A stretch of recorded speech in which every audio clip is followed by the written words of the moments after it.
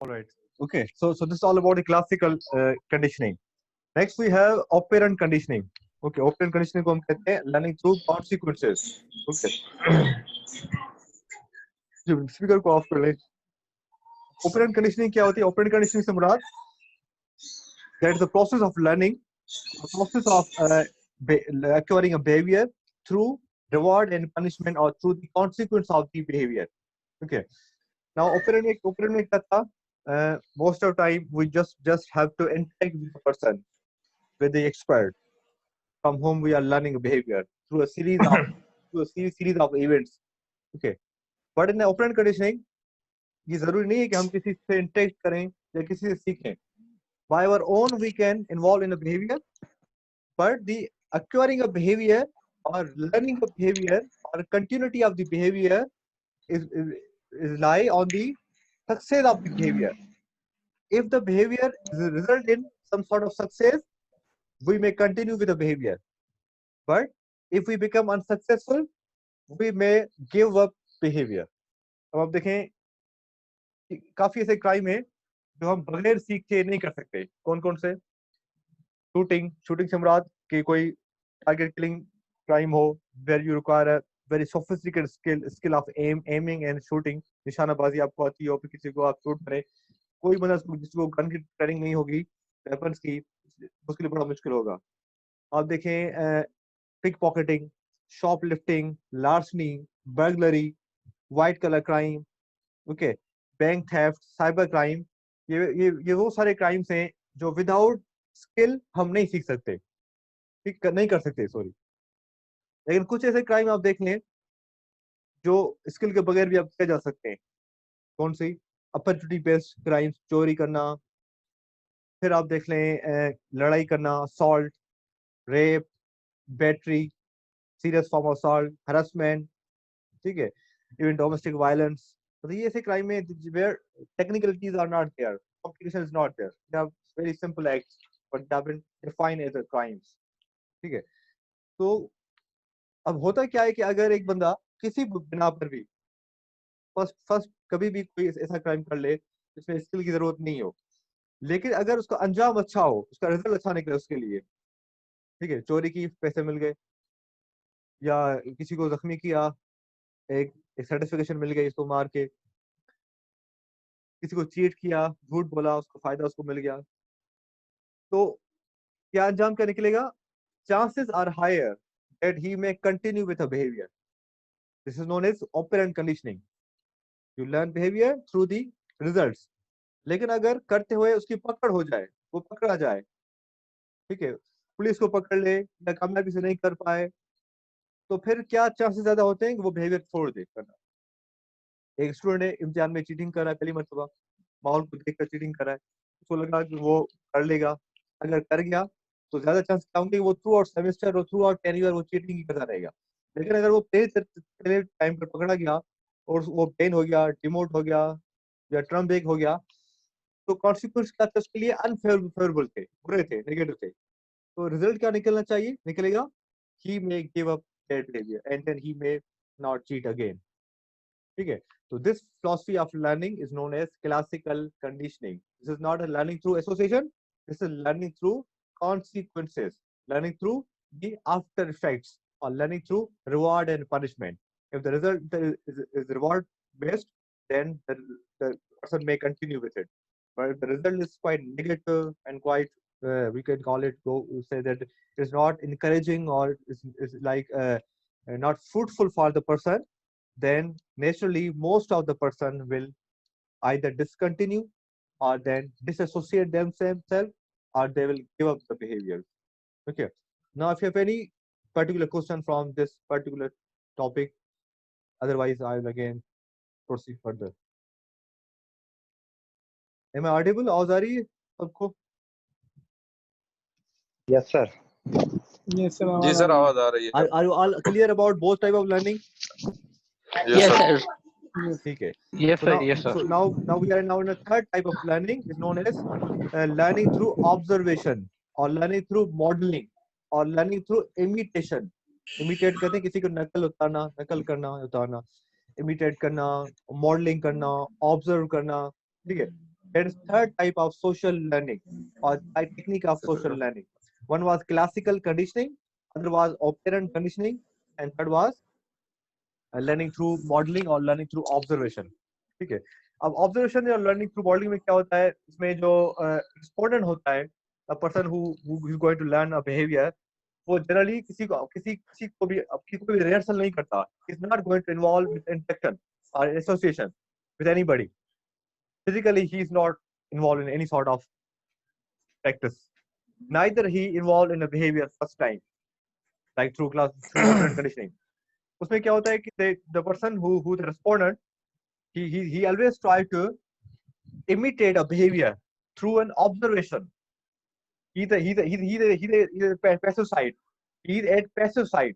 मतलब वो घर में बैठा हुआ है अपने बेडरूम में, ड्राइंग रूम में, और वो किसी तरीके से भी कोई बिहेवियर ऑब्जर्व कर रहा है. एक बुक पढ़ रहा है, या टीवी प्रोग्राम देख रहा है, यूट्यूब पर वीडियो देख रहा है रिकॉर्डेड, या किसी भी सेलिब्रिटी या कोई ऑटोबायोग्राफी या बायोग्राफी या ऐसी कोई भी किसी की लाइफ स्टोरी पढ़ के वो उसे लर्न कर रहा है.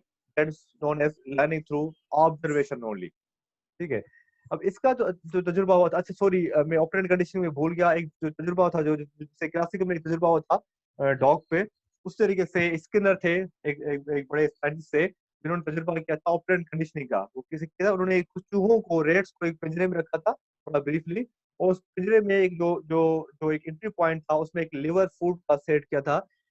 जैसे ही वो चूहों को भूख लगी तो उन्होंने किसी ने टच किया उस लिवर को, तो फूड की प्लेट आ गई. तो फिर जिस चूहे ने टच किया उसको, उसने दोबारा टच किया. इस तरीके से सब चूहों ने टच किया. जब उनको रिवार्ड मिला फूड तो वो करते गए. फिर आखिर में एक दिन उन्होंने क्या कर लिया, उन्होंने इलेक्ट्रिक शॉक और करंट इंस्टॉल कर दिया उस लिवर के साथ, फूड प्लेट के साथ. तो जैसे ही उन्होंने अपने टाइम पर टच किया लिवर को कि उस चूहे को इलेक्ट्रिक शॉक लगा, वो किसी कोने में जाके गिर गया. तो उसके बाद उसने दोबारा लिवर टच नहीं किया. पहले टच कर रहा था, बाद में नहीं किया, जब तक उसको नहीं पता था he was neutral. But when he has mistakenly touched the liver, he got food plate, and later on what happened, जब इलेक्ट्रिक शॉक लगा पहले कॉन्सिक्वेंस क्या थे, पॉजिटिव थे, so they continue with the behavior. But later when they got electric current or shock, it means they have been punished. Okay, when they got punishment, they make themselves disassociate.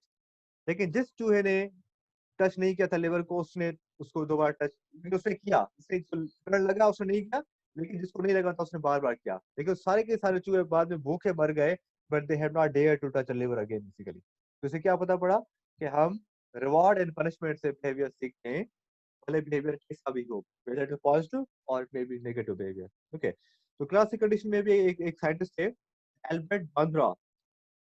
Okay, Albert Bandra ने एक तजुर्बा किया बच्चों पे, very school going children पे किया. और वो किसी अच्छे स्कूल के बच्चे थे, एक यंग एज थी, from 5 to up to 7 to 8 years. Okay, उन्होंने एक ही क्लास के बच्चों को चॉइस किया, उनमें से दो ग्रुप बनाए, group A and group B, और उनको बच्चों को उन्होंने एक थिएटर हॉल में रखा, एक रूम में रखा, और उनको एक मूवी दिखाई गई. मूवी में क्या थी, मूवी बच्चों की मूवी थी 5-10 मिनट की, और वो जो बच्चे थे वो आर्टिस्ट थे उस मूवी में. ओके, और उस मूवी में कुछ आर्टिस्ट बच्चे थे जिन्होंने स्क्रिप्ट को प्ले किया, एक स्क्रिप्ट को ड्रामेटाइज करके स्क्रिप्ट को प्ले किया. उसमें क्या था कि कुछ अब जब एक या बी ग्रुप बना, एक ग्रुप को अलग मूवी दिखाई गई और बी ग्रुप को अलग मूवी दिखाई गई. एक ग्रुप को एक मूवी जो दिखाई गई उसमें क्या था कि कुछ और बच्चे हैं उस मूवी में जो टेलीकास्ट हुई थ्रू द थिएटर, जिसको कुछ बड़ों ने आके डॉल्स डिस्ट्रीब्यूट किए. जैसे उनको डॉल्स मिली है, उन्होंने डॉल्स को मिलते हुई मारना शुरू कर दिया है. They start punching, tearing and jumping over the dolls. Okay, और किन्होंने क्या, जो जो जो जो आर्टिस्ट बच्चे थे, ठीक है, और जो बच्चे बैठे हुए थे उस थिएटर में, उन्होंने उसको ऑब्जर्व किया 5-10 मिनट के लिए. फिर जो ग्रुप बी था, उन बच्चों को क्या दिखाया गया, तो वही डॉल का कैरेक्टर कुछ और लोग होते हैं जो डिस्ट्रीब्यूट करते हैं, और वो बच्चे उस डॉग को मारते नहीं है, because they are trained to love the dogs, love the doll. वो बच्चे प्यार करते हैं, हग करते हैं उसको, उनको किस करते हैं, और उनको they try to show their affection, love and affection for that doll character. ठीक है, फिर क्या हुआ कि बाद में उन सारे बच्चों को एक ही थिएटर में रखा गया, group A and group B. वो उन पर तजुर्बा किया गया, उन सबको वो डॉल्स डिस्ट्रीब्यूट की गई physically, actually, and they try to, the researcher try to find out the responses. Response क्या था, बड़ा बड़ा एक इंटरेस्टिंग रिस्पॉन्स था जिन बच्चों ने ये देखा कि डॉल्स को मारा जाता है, वो उन सब बच्चों ने उन डॉल्स को मिलते हुए उनको मारना शुरू कर दिया, started to punching and like tearing the doll. और जिन बच्चों को दिखाया गया कि they are dolls to be that to be loved and to be cared, तो उन बच्चों ने उनको प्यार किया। सबसे बड़ी बात क्या थी कि जब वो बच्चे दूसरे बच्चे उनको मारे थे, तो जो मुझे प्यार करे थे उन्होंने उन बच्चों से डॉल्स छीनी है literally, and they try to protect them. और जो जो बच्चे मारे थे उन्होंने फिर उन बच्चों से डॉल छीन कर उनको मारना शुरू कर दिया है। Okay, so that has they proven that we can also learn any new behavior through just observation, through just uh, uh, uh, imitating a behavior, and those people may be any people. आप देखें ना, हमके काफी सब behavior होता है। अब देखें ना, अब आप कोई कोई कोई भी काम करें, स्किल सीखने की बात करें, like cooking is a skill, तो एक तरीका है सीखने का थ्रू क्लासिकल कंडीशन में क्या होगा कि हम एक अच्छे शेफ से क्लास लें और उसे सीखें, फिजिकली क्लास लें उससे, ठीक है, तो हम अच्छे शेफ बन सकते हैं।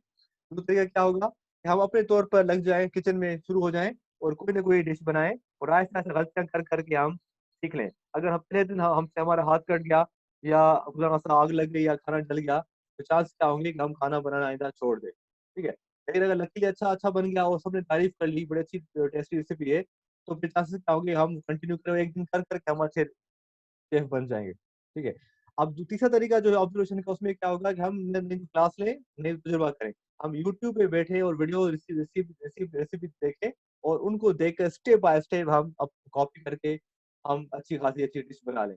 हमें हालांकि कुछ नहीं पता कितना नमक, कितना चीनी, कितना कितना दूध, कितना क्या, लेकिन वो एज इट इज हम वीडियो को देख कर उसको इमिटेट करके हमने अच्छी अच्छी खासी एक डिश बना ली, ठीक है। तो इससे ये चीज पर आप पता पड़ेगी हम कोई भी बिहेवियर इंक्लूडिंग क्राइम इन तीन तरीकों से सीख सकते हैं। These are the method of learning, social and psychological learning. One is classical conditioning, other is operant conditioning, and then third one is learning through observation. जी, now if you have any question, hurry up, then I again proceed further. जी, yes, anything, any example, or to want to comment on this one of the type of learning that we just had? आवाज आ रही मेरी? Yes, sir. Yes, sir. Yes, sir. are, आवाज आ रही है. you have all have just no name you are shown, you are not showing yourself the video, so मुझे नहीं पता all are you here, or you have just connected and you have just gone away, so hope you all are here. No. Yes, Yes, sir. we यहीं पर we है. are here, sir. यहीं पर है, okay, so give me a response, what we actually learned from it and any example that comes to your mind. Well, here is a question. Ji ji, yes, So Waqas is here. So yes. suppose if the offenses are committed in such a situation where anyone does an offense in a defense, then that offense comes under what category, sir? No, you know, the legally speaking, to commit any offense, of course, in a defense, this makes no offense. Okay, makes no Yes, sir. offense. Yes, It's sir. if it is only something we have retaliated to sell ourselves. We have socially learned. We have socially learned this particular thing. अगर suppose अगर आपको पता हो कि भाई अगर कोई आपको मारे फिर भी आपको किसी को नहीं मारना, किसी को नहीं छेड़ना, तो फिर हम में से काफी ऐसे जो मर जाएंगे, किसी कुछ नहीं करेंगे। If the laws are to be defined like that, ठीक है, हमने ये laws को सीखा है, ऑब्जर्व भी किया है, केस से भी सीखा है, टीवी से भी सीखा है, प्रोग्राम से भी सीखा है। तो आज हम सबको पता है कि अगर सेल्फ डिफेंस नोयत आ जाए और हमें मजबूर किया जाए, तो we can retaliate and protect our honour, dignity and our property and ourself, ठीक है।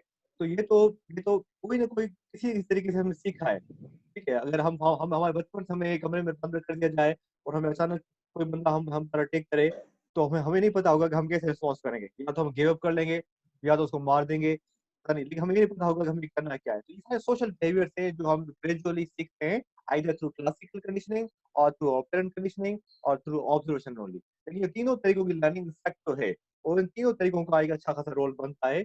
हमें ना कितनी स्किल्स हमने सीखी हैं, पर जब हम पैदा हुए थे तो हमारे पास क्या था, हमें कोई बड़ी स्किल नहीं थी, हम सब में वो इंस्टिंक्टिव बिहेवियर था। लेकिन आज हमारे Yes, पास sir. माशाल्लाह काफी स्किल्स हैं। We can drive car, we can cook food, we can have skill of like martial art, we can speak well, we can write well, we can behave well, we have some other skill, okay, like music, like creative art, like calligraphy and all other things. ये सारी चीजें हमने पैदाइशी तौर पर हम नहीं थे, और हमने ये ऐसे नहीं सीख लिया। अगर ऐसे ही होता तो हम सब बड़े होकर गाड़ी चला लेते, हम सब बड़े होकर जहाज चला लेते।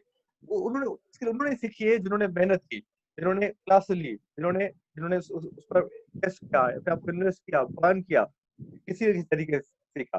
एक बात हम सबकी आईक्यू लेवल अलग है, ओके, हम सबकी आईक्यू लेवल अलग है, वो फिर बेस करती है हमारी सोशलाइजेशन पर, एजुकेशन पर, फाउंडेशन पर। लेकिन बाय लॉज बात करें कि एक बंदा जो पढ़ा लिखा नहीं है वो भी कुछ स्किल सीख सकता है, जो भी मेरे नॉर्मली, ठीक है। तो so that is very important कि जितना ज्यादा हम जिस तरीके की लर्निंग में हम इन्वॉल्व होंगे, उसी तरीके से हम वो स्किल एक्वायर करेंगे। Alright, Thank you, sir. Thank you. okay, Thank you, sir. Thank you, sir. okay, so let's move to the another major theme of today, that is sociological factor of crime. Okay, so now I'm sharing with you some slides. Sorry to interrupt, sir. There is a question, sir. जी जी जी sir classical conditioning को जी। मतलब हम deterrent theories में उसको कैसे इस्तेमाल कर सकते हैं? मींस क्रिमिनल्स को मतलब उनको कर्ब करने के लिए या इलीगल एक्टिविटीज को कर्ब करने के लिए क्लासिकल कंडीशनिंग का इस्तेमाल कैसे करेंगे sir? You know, I think a very good question that you asked. Of course, we can. Of course, ये basically ये approach है towards learning of behaviors, but you can also use the same approach for crimes as well. ठीक है। अब देखिए आपके, हम punishment की जब बात करते हैं तो हम पनिशमेंट की डिफरेंट थ्योरीज की बात करते हैं। We have retributive, rehabilitation, deterrence and other approaches, ठीक है। अब क्लासिकल कंडीशनिंग, डिटरेंस का जो कंसेप्ट है या जो पनिशमेंट से क्राइम कंट्रोलिंग जो कंसेप्ट है, वो बेसिकली बेस करता है मल्टीपल फैक्टर्स पर बेस करता है। उसमें फैक्टर्स क्या होते हैं? उसमें ऑफेंडर की जो मेंटल स्टेटस की का रीजन रोल होता है, उसकी क्राइम लर्निंग का रोल होता है, उसकी बैकग्राउंड का रोल होता है, उसमें स्किल का रोल होता है, and every offender is different from the other offender, ठीक है। तो ऐसी कोई भी यूनिवर्सल फिलॉसफी है नहीं कि जिसको हम जनरलाइज कर दे सबके लिए। अब एक ऑफेंडर जो ड्रग एडिक्ट है, उसको कितना भी आप क्लासिकली कंडीशन करें, वो नहीं सीख पाएगा। एक ऑफेंडर जो पढ़ा लिखा भी है, अच्छी सोसाइटी से आता है और वो समझदार है, तो उसके लिए क्लासिकल कंडीशनिंग ज्यादा इफेक्टिव होगी। होना ऐसे चाहिए। अगर आप पनिशमेंट इन ग्राउंड्स पर दें, जिस ग्राउंड में बात करता हूँ, पनिशमेंट सख्त भी हो, सिवियर भी हो, यकीनी भी हो, रैपिड भी हो, लॉ बड़े क्लियर सिंप्लीफाइड भी हो, क्रॉस दी बोर्ड भी हो, तो फिर नेचुरली उसके इफेक्ट्स क्या होंगे? डिटरेंट होंगे। मतलब क्या कंडीशन हो रही है ना, अगर अगर अगर मुझे या आपको एक क्राइम करने के बाद सजा मिले, एक बार भी, दो बार भी, ठीक है, तो मैं और आप क्या करेंगे? हम ये चीज ध्यान में बिठा लेंगे, अब मुझे क्राइम आइंदा नहीं करना, we have learn from our experience, ठीक है। और वो क्या थी? हमने सुना भी था और हम पर हुआ भी वही, that whenever you commit crime you have to go to the jail and you have to be punished and there's no other way, ठीक है। लेकिन यहाँ पर बात तो वही आ गई कि whether we are competent to be deterred, whether we are competent enough to be classically conditioned। और हम तब तक कॉम्पिटेंट नहीं होंगे जब तक हमारी जो सोशल ग्रूमिंग है वो भी ठीक नहीं हो। ओके, हम एडिक्ट नहीं हो, हम इंटॉक्सिकेटेड नहीं हो, हम जाहिल नहीं हो, हम साइकोलॉजिकली इंफीरियर नहीं हो, हम बायोलॉजिकली डिसऑर्डर नहीं हो हमारा, तो फिर हम क्लासिकली कंडीशन हो सकते हैं। लेकिन अगर हमारा दिमाग काम नहीं करा, हम हमारे पास रीजन ज्यादा है क्राइम करने के, तो फिर क्लासिकली कंडीशनिंग इसलिए पॉसिबल नहीं है। तो फिर आप दो नए बिहेवियर को सीख नहीं सकते, आप में कैपेसिटी नहीं होगी सीखने का ना। एक पागल बंदे को हम बिठा लें क्लासरूम में और उसको लेक्चर दे क्रिमिनोलॉजी के, जो भी आप स्टूडेंट होंगे वो तो सीख लेंगे, लेकिन वो जो बंदा जो इंसेन होगा, जिसकी आईक्यू लेवल कम होगी, जिसने कभी स्कूल ही नहीं गया होगा, वो बंदा आप हम मेरी हमारी तरह नहीं सीख पाएगा। वो क्या कहेगा? यहाँ से आया और यहाँ से गुजर गया, इस कान सुना, इस कान से निकल गया, क्योंकि वो कॉम्पिटेंट नहीं है उसके लिए, ठीक है। तो सबसे पहले तो उस पर काम करना होगा। अगर क्रिमिनल की बात हम करते हैं, उसके बाद फिर हमें जाना पड़ेगा इस आइडिया की तरफ। Hope the question is been answered. Thank you sir, thank you sir. मतलब सर क्लासिकल कंडीशनिंग को हम रिहेबिलिटेशन में यूज कर सकते हैं क्रिमिनल्स की? आप देखें ना, आप उसमें हर अप्रोच में यूज कर सकते हैं। Class conditioning is not approach of punishment; it's approach of learning only. Okay, it can be applied in any sort of punishment philosophy or theory. It can be applied in retribution. It can be applied in reformation, as long as we are involving an offender in activity or learning process. ठीक है, तो इसमें ये तो basically आप cross board आप use कर लेंगे। इसके इफेक्ट्स क्या होंगे? That was important to be notice now. क्या वाकई अगर क्लास कंडीशनिंग का फायदा हो रहा है, तो फिर आप कह सकते हैं ना, बच्चों के लिए, कॉलेज गोइंग स्टूडेंट के लिए, यूनिवर्सिटी को स्टूडेंट के लिए तो सबसे जो बेस्ट पॉसिबल मॉडल है लर्निंग का वो है क्लासिकल कंडीशनिंग। अगर नहीं होता तो हम घर बैठ के सीख रहे होते, ये तो मजबूरी भी हम ऑनलाइन क्लास ले रहे हैं। ये भी हम थे ना, हमें हमारे पास दो ऑप्शन थे। एक ऑप्शन था रिकॉर्डेड करके आप यूट्यूब पर एक बात पहले अपना लेक्चर अपलोड कर ले। Are you corrected? जी सर, जी जी, okay, all right, I missed it. एक ऑप्शन ये था।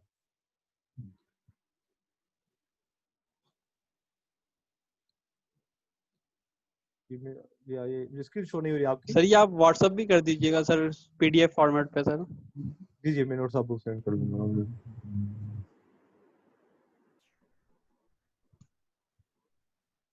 अच्छा, आपको शो हो रही है, स्क्रीन शो हो रही है?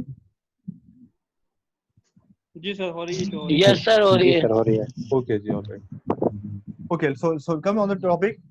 So within a social factor, we have three type of factors or three types of theories rather. One is social process theories. हम सिर्फ बात कर रहे हैं एक ही theories की, वो है social learning, sociological theories of crime.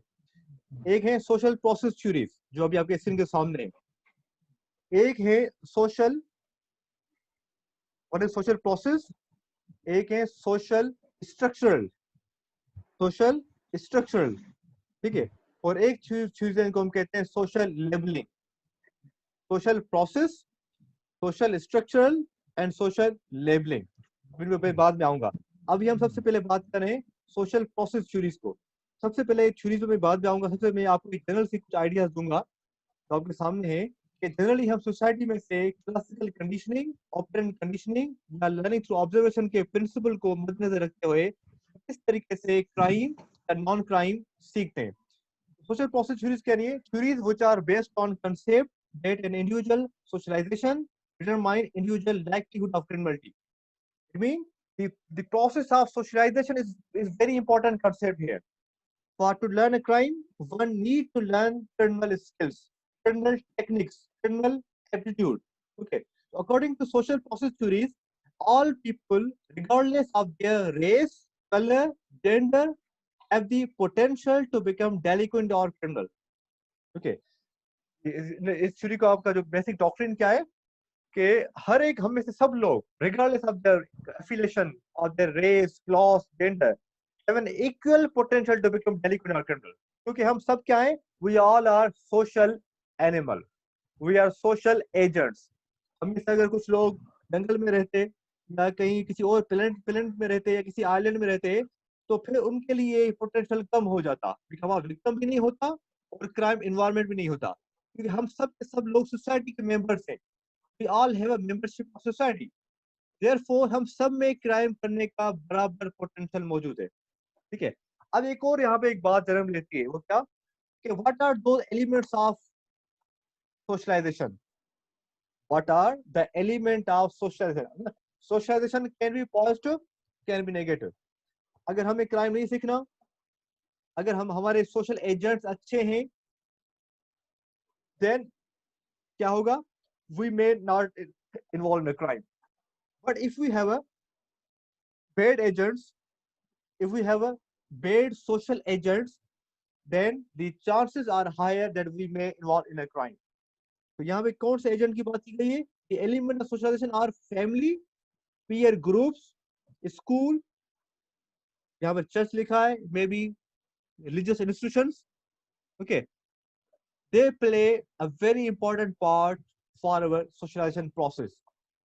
The family, the peer groups, इसको अगर मैं ज्यादा ब्रॉड में एक्सप्लेन करूं, the role, the institution of family, the institutions of peer are primary groups, or education as an institution and religion as an institution. They play a vital part of human socialization. Going further, सबसे पहले बात करें now influence of peers. All right, we'll come on later on that. Okay.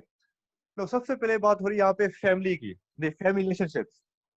You know how important the family play a part.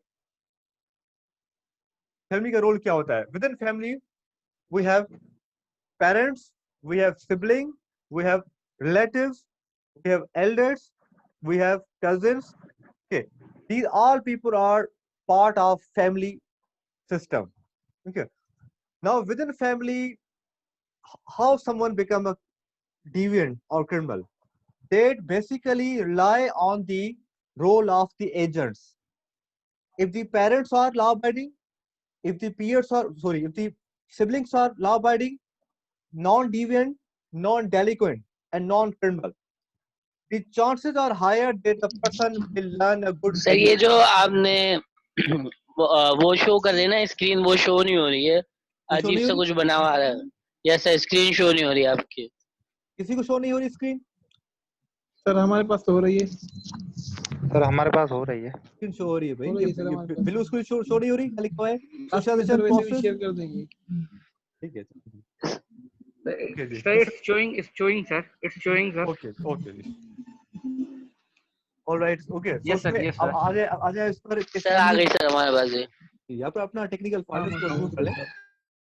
Ji mic को off कर ले kindly. ठीक है, अब फैमिली में क्या होता है? फैमिली में दो तीन बड़े एस्पेक्ट होते हैं। एक होता है ब्रोकन होम का होना, absence of love and care, फिर क्या होता है चाइल्ड अब्यूज, या उसमें होता है क्रिमिनल पेरेंट्स का होना। ठीक है, ये पहला कंपोनेंट है फैमिली कंपोनेंट। अगर फैमिली में बच्चों को ब्रोकन होम मिले, ब्रोकन होम किसे कहते हैं? a home where either one or both parents are separated, या तो वो डेथ हो गई उनकी, they passed away, or they have been separated from each other, or they have been in prison, or one or the other is been मतलब वो कहीं दूर कहीं नौकरी वगैरह कर रहा है। मतलब माँ बाप दोनों बच्चों के साथ नहीं हो, एक हो, one guardian or the one family member। तो माइक को ऑफ कर लें kindly. Okay, so that is known as a broken home। ठीक है, अब ब्रोकन होम का जो कंसेप्ट है वो बड़ा अहम कंसेप्ट है क्राइम क्रिमिनल एक्टिंग में। क्यों अहम है? बिकॉज मेजॉरिटी डेलिक्वेंट्स को का ताल्लुक डेलिक्वेंट होम से देखा गया है। अमेरिका में 2015 में एक बड़ी हाई स्केल रिसर्च हुई तीन बड़े स्टेट में से, एरिजोना, फिलाडेल्फिया, पेंसिल्वेनिया में। इसमें कम से कम 1000 जुवेनाइल डेलिक्वेंट्स के बैकग्राउंड को असेस किया गया, 1000, and all were the habitual delinquents. ठीक है, उन सब की जब स्टडी की गई बैकग्राउंड, उनमें से जो 75% थे, 75% ह्यूज नंबर, वो कौन से? They all belong with a broken home. Okay, that proven that when the family ties are not stronger or they have been weakened or been deteriorated, that's quite easier that a child may acquire criminal potential or criminality or delinquency। ठीक है, so broken home is one of the very important factor. उसके बाद जो second अहम aspect है family का, वो है क्रिमिनल पेरेंट्स का होना, दोनों का एक का। ठीक है, जिससे ये पता पड़ेगा अगर क्रिमिनल माँ बाप की क्रिमिनल है, खुद ही ड्रग एडिक्ट है या इंटॉक्सिकेशन करते हैं या कोई भी आदत उनमें है, तो बच्चों का फिर उसी तरफ होना या वो लर्न करना आसान बन जाता है। ये बड़ा अहम है। ठीक है, criminal parents produce criminal children, ये बड़ा आम हाइपोथेसिस है क्रिमिनोलॉजी का, इस पर काफी रिसर्च हो चुकी है। Criminal parents produce criminal children. इसके पीछे दो नैरेटिव है। एक ये है कि जो क्रिमिनलिटी है वो फैमिली पे रन करती है, लाइक जैसे ब्लड हमारी नर्व्स में रन करता है। इसलिए पता पड़ेगा कि जो बायोलॉजिकली माँ बाप है वो बायोलॉजिकली क्रिमिनलिटी ट्रांसफर करते हैं। जो नर्चर का कंसेप्ट है वो बड़ा अहम है, जो हमारा अहम एस्पेक्ट है कि वो नर्चर को रिजेक्ट नेचर को रिजेक्ट करता है, नेचर की बात करता है। क्योंकि माँ बाप क्रिमिनल होते तो जीन्स के बिना पे बच्चे क्रिमिनल नहीं बनते, बल्कि वो तरबियत नहीं कर पाते बच्चों की। वो क्राइम करते रहते हैं, झूठ बोलते हैं और क्राइम करते हैं, तो उनके बच्चे क्राइम ही सीखते हैं। तो ये भी बड़ा अहम एस्पेक्ट है। अगर माँ बाप दोनों, अगर माँ बाप क्रिमिनल है तो बच्चा कम सीखता है, अगर माँ क्रिमिनल है तो बहुत ज्यादा। अगर दोनों क्रिमिनल है तो चांसेस और बढ़ जाते हैं कि वो बच्चे फिर क्राइम की तरफ ज्यादा राग़िब हो। ठीक है, उसके बाद एक बड़ा अहम एस्पेक्ट फैमिली का वो है, we call it that child abuse का। ठीक है, चाइल्ड अब्यूज या चाइल्ड निग्लेक्ट। ठीक है, उसमें क्या होता है कि ज्यादातर बच्चे ऐसे होते हैं जो क्राइम की तरफ जाते हैं जिनकी बचपन में अब्यूज का शिकार होते हैं और फैमिली अब्यूज होती है, माँ बाप करते हैं या उस्ताद करते हैं, या जो फैमिली में जो एक बड़ा ट्रॉमेटिक कॉर्पोरल पनिशमेंट का कॉन्सेप्ट होता है कि बड़ी बड़ी मार धाड़ तो बड़ा उनको फोर्स करके चुप कर दिया चला जाता है। ठीक है, तो ऐसे बच्चे भी ज्यादा उनमें पोटेंशियल देखा गया है कि वो एडिक्शन की तरफ जाएं, सुसाइड की तरफ जाएं, इंट्रोवर्ट पर्सनालिटी डेवलप हो उनकी, फिर वो लोग होप रन अवे करें या गलत फैसले लें या अपने मसाइल को हल नहीं करें या उनमें पोटेंशियल ग्रो नहीं हो पाए और वो लोग फिर भी क्राइम की तरफ आते हैं, झूठ बोलना और फिर क्राइम की तरफ साइकोलॉजिकली इंफीरियर होना। तो ये दिखाया गया है कि child abuse is also associated with criminality, delicacy and other wrong doing. Okay, तो वो भी होम से स्टार्ट होती है, ठीक है। उसके अलावा ड्रग एडिक्ट पेरेंट्स हों, अगर अगर माँ बाप खुद ही ड्रग एडिक्ट हो तो फिर भी बड़े चांस होते हैं कि बच्चे भी एडिक्शन सीखे और एडिक्शन में इन्वॉल्व हो, क्योंकि वो तरबियत इस तरीके की नहीं हो पाती। रिसर्च इस पर काफी हो चुकी है कि अगर माँ बाप, स्पेशली अगर फादर एडिक्ट एडिक्ट है, तो फिर वो कंट्रोल नहीं रहता फैमिली में, कंट्रोल हैज बीन लूजन। तो उस फैमिली में बच्चे हो या बच्चियां हो, they have a larger freedom, the early freedom, economically deprivation आता है, they may not compete socially. Okay, so those families, for their to earn their livelihood, they try to expose their children early age में, उनसे काम करवाया जाता है और फिर उन बच्चों की अब्यूज भी होती है और बच्चे बच्चे फिर वो एडिक्शन में इन्वॉल्व होते हैं और फिर वो बच्चे क्राइम की तरफ ज्यादा जाते हैं। तो ये सारे जो एक फैक्टर है, अगर फैमिली टाई स्ट्रांग है, अगर फैमिली रिलेशनशिप स्ट्रांग है, इमोशन स्ट्रांग है, अटैचमेंट है, एसोसिएशन है, फिर बॉन्डिंग है फैमिली में, तो फिर हम बचपन से ही सोसाइटी से क्राइम कंट्रोल कर सकते हैं। These are the agent of socialization, ठीक है।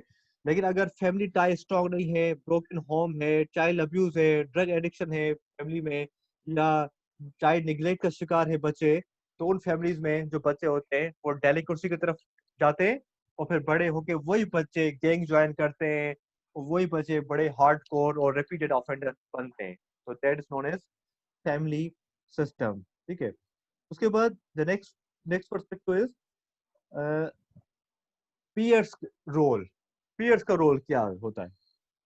ओके, अब पीयर्स की यहाँ पे बात होती है कि कितना ज्यादा आम होता है हमारे हम उम्र का हमारे बिहेवियर पर। हम जिस एज में हैं, एडल्टहुड में, तो इस एज में तो बड़ा कम असर पड़ता है हमारे पीयर्स का, वहीं फिर भी पड़ता है। लेकिन यहाँ पे बात होती है जुवेनाइल्स की, अंडर एज लोगों की, यूथ की।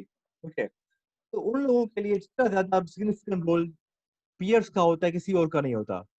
बल्कि ये भी कहा गया है कि हम ज्यादा तौर पर बिहेवियर, चॉइस बिहेवियर उस्तादों से ज्यादा अपने हम उम्र लोगों से सीखते हैं। उस्तादों से हम फॉर्मल दोस्तों से सीखते हैं। जी, हम फॉर्मल तालीम तो सीखते हैं। अगर हम पाकिस्तान जैसे मुल्क की बात करें जहाँ पे एक जो करिकुलम है तालीम का, वो निज़ाम इतना आउटडेटेड है कि हम तालीम को सिर्फ इम्तिहान या नौकरी के लिए देते हैं और वो वैल्यू सिस्टम बेस्ड नहीं होती। लेकिन जो हमारे सोशल बिहेवियर होते हैं वो हम ज्यादातर सोसाइटी में यूज करते हैं। मतलब हमने तालीम अपनी क्लास में सीख लिया, झूठ नहीं बोलना, ऑनेस्टी इज बेस्ट पॉलिसी, किसी का कमजोर का फायदा नहीं उठाना चाहिए। लेकिन हम सोसाइटी में जाएंगे तो कमजोर का फायदा उठाएंगे। ओके, और बाकी और झूठ भी बोलेंगे, because हमें फायदा होगा कि चोरी करेंगे, झूठ बोलेंगे, टेकफुल रहेंगे तो फायदा होगा, अदरवाइज फायदा नहीं होगा, अदरवाइज लोग हमें खा जाएंगे और हमें नुकसान होगा। लेकिन क्लासरूम तक, बुक्स तक, इम्तिहान तक हम बड़ा अच्छा कहेंगे, लिखेंगे और प्रेजेंट करेंगे, यहाँ झूठ नहीं बोलना चाहिए, ऑनेस्टी द बेस्ट पॉलिसी। लेकिन हम जब फील्ड में जाएंगे तो कहेंगे भाई honesty is the worst policy, shortcut is okay here. Okay, ये सारी चीजें होती है जो जो हमारे करिकुलम बेस होती है। तो इससे ये चीज सामने आ गई। तो peers होते हैं, they have the great impact on our behavior, they have a significant impact on our learning and our behavior. तो अगर peers are deviant or criminal, the child will learn good values, learn bad values. Okay, बल्कि ये भी कहा जाता है कि हम जो एक्चुअली जो क्रिमिनलिटी होती है उसका फाउंडेशन उस एज में हो जाती है। उनमें से जो सबसे आम बिहेवियर होते हैं उसमें उसमें क्या होता है, उसमें होम रन अवे, स्कूल में क्लास बंक करना, एडिक्शन में इन्वॉल्व होना, इंटॉक्सिकेशन में इन्वॉल्व होना, झूठ बोलना, और एक सेक्सुअल वायलेंस की फीलिंग का होना। ये सब ऐसी चीजें होती हैं that we learn through the interaction with authorities, interaction with child authorities। इस पर भी बात करूंगा। we are learning, we are here child abuse। Child abuse जो उसी में आ गया। पीयर रिलेशनशिप की बात करें, मैं बिकॉज़ ये मैं इनको अपनी तरीके से टेकअप कर रहा हूँ। ये यहाँ पर जो आउटलाइन है वो आप भले देख लें, लेकिन इनका जो एस्पेक्ट है उनका मैं अलग तरीके से उसको देख रहा हूँ। ओके, तो peer relationship is one of the very important fundamental factor. उसके बाद बात आती है इंटरेक्शन और एजुकेशन, सॉरी एजुकेशन, तालीम का क्या असर पड़ता है, educational experiences is very important. Okay, अब तालीम का असर क्या पड़ता है हमारी सोच पे। अच्छा, काइंडली अपनी स्पीकर को ऑफ कर लें। All are you here? Am I audible? Yes, sir. Okay, अब मैं आपसे पूछ रहा हूँ थोड़ी देर के लिए सवाल, थोड़ा इंटरेक्शन भी रहे, वरना वन वे नहीं जा रहा हूँ। तालीम का असर, क्या असर पड़ता है हमारी तरबियत पे, हमारी लर्निंग पर? आप में से कोई अगर कुछ बताना चाहे, example.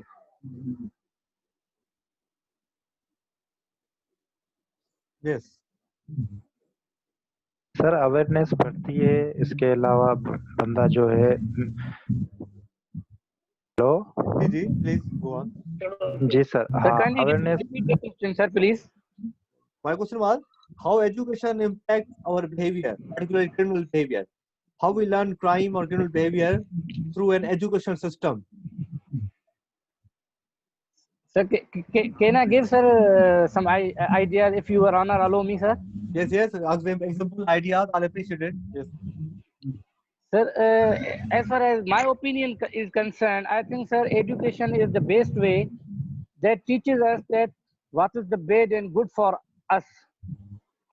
So, as far as, sir, I'm concerned, my opinion is concerned that education is the only way through which we learn that how we have to behave with others and how we have to handle in such a situation where we found ourselves caught in a very negative situation.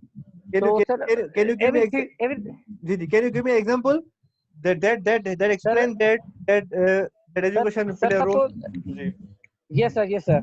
So suppose recently a law authority has been given by the Honorable Supreme Court of Pakistan that, sir, suppose if we oftenly go to the university, sir, university campus, then all of a sudden, sir, traffic officials stops us without any justifications. So, sir, recently a authority has been announced by the Honorable Supreme Court that no police official can stop anyone without any justification. So, sir, if we are unaware about